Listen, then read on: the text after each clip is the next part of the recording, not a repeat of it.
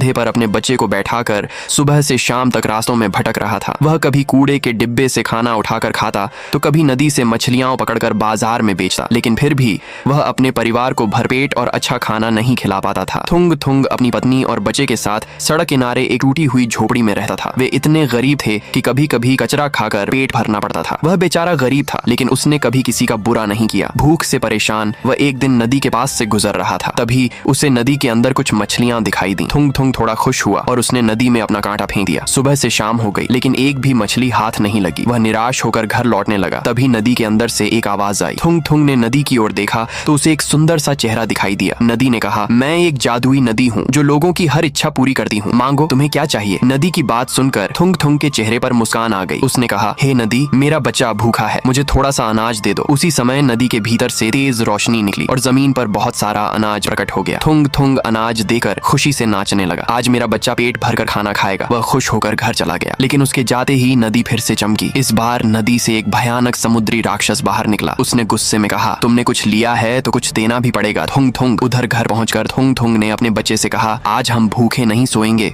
जितना मन करे उतना खाओ। उस शाम उसके घर में खुशी का माहौल था। पहली बार उसके परिवार ने भरपेट खाना खाया और चैन की नींद सो गए। लेकिन अगली सुबह जब थुंग थुंग उठा तो देखा कि बाहर तेज बारिश हो रही थी और झोपड़ी की छत से पानी टपक रहा था। यह देखकर वह परेशान हो गया। यह घर भी ना थोड़ी सी बारिश में टपकने लगा।